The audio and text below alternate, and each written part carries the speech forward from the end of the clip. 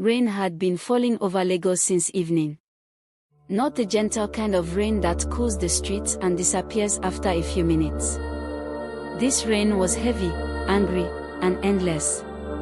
It poured from the sky like somebody had torn open a giant water tank above the city. The roads were flooded.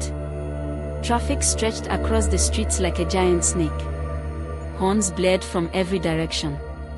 Downfall buses splashed muddy water onto pedestrians. Streetlights flickered on and off as if they were struggling to stay alive. At exactly 9:47 p.m., 22-year-old Tobi Balogun stepped down from a crowded Downfall bus near Ajigona. His shirt was soaked. His shoes made squishing sounds as he walked. He held his backpack tightly against his chest while scanning the road. "Oga, your change." The conductor stretched his hand out from the bus window. Tobi collected the wet naira notes and shoved them into his pocket. "God punish this rain," the conductor muttered before the Downfall sped away. Tobi sighed. Normally, he would take a bike from the junction to his house. But tonight, there were no bikes. No Kiki. No buses. Nothing. The rain had chased almost everybody indoors. Except for a few stubborn traders trying to protect their goods. Tobi looked at the time on his phone. 9:51 p.m. Battery, 11%. Network, poor. His mother had already called him 7 times. He could imagine her pacing around the sitting room. "Tobi, this Lagos is dangerous at night. Don't stay out late." He always laughed whenever she said it. But tonight felt different. The street was too quiet. Even the dogs were silent. Thunder rumbled across the sky. Tobi pulled his hoodie over his head and started walking toward the only shelter nearby, an old bus stop with a rusty zinc roof. The signboard above it was faded. Most of the letters had disappeared. Only one word remained visible. Oluwo. People in the area called it Oluwo Bus Stop. Tobi had heard stories about the place before. Mostly from old people. Stories about disappearances. Stories about strange sounds. Stories about passengers entering buses that never reached their destinations. He never believed any of it. Lagos people exaggerated everything. Still, as he approached the bus stop, a strange chill crawled down his spine. 3 people were already standing under the shelter. A pregnant woman. An old man wearing a brown agbada. And a skinny teenage boy holding a nylon bag. None of them spoke. None of them even looked at him. Rain hammered loudly against the zinc roof. Tobi leaned against one of the poles and wiped water from his face. The old man suddenly spoke. "You shouldn't stay here too long." Tobi looked at him. The man's eyes were strange.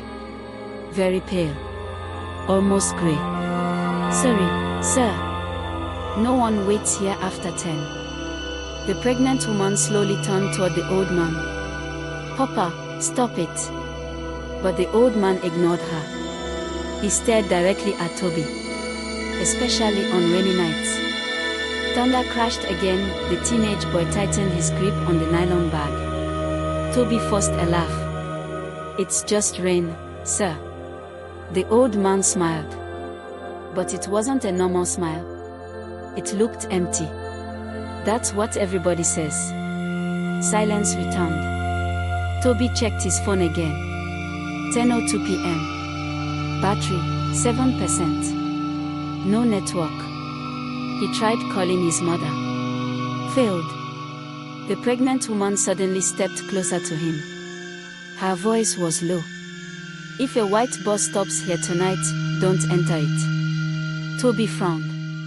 "Why?" She opened her mouth to answer. Then froze. All 4 of them heard it. A horn. Long. Deep from somewhere inside the rain. The teenage boy whispered. "It's here." Tobi looked toward the road. Headlights slowly appeared through the storm. A bus emerged from the darkness. White. Old. rust covering the sides. The windows were black. Too black. The engine made a horrible grinding sound as it stopped directly in front of the bus stop. Tobi noticed something strange immediately. There was no number plate. No route sign. No conductor hanging from the door shouting destinations. The door slowly opened. Creak. Nobody came out. Nobody inside moved. The driver's face couldn't even be seen clearly. Only darkness. The pregnant woman stepped backward. The old man lowered his head. The teenage boy looked terrified. Then, to Tobi's surprise, another person walked out of the rain toward the bus. A woman carrying bread on her head. She looked exhausted. "Thank God," she muttered. "Vehicle at last." "Madam," the pregnant woman shouted. But the woman ignored her. She entered the white bus. The door shut immediately. The engine growled. And the bus drove away. Within seconds, it disappeared into the rain. The bus stop became silent again. The teenage boy sat down trembling. "Another one," he whispered. Tobi stared at them. "What's wrong with all of you?" The old man finally raised his head. "Nobody who enters that bus ever comes back." Kindly subscribe to our YouTube channel so you could be among the first to be notified when our video drops and in order not to miss any of our interesting stories. Thank you for watching. Watch out for part 2 and don't forget to subscribe.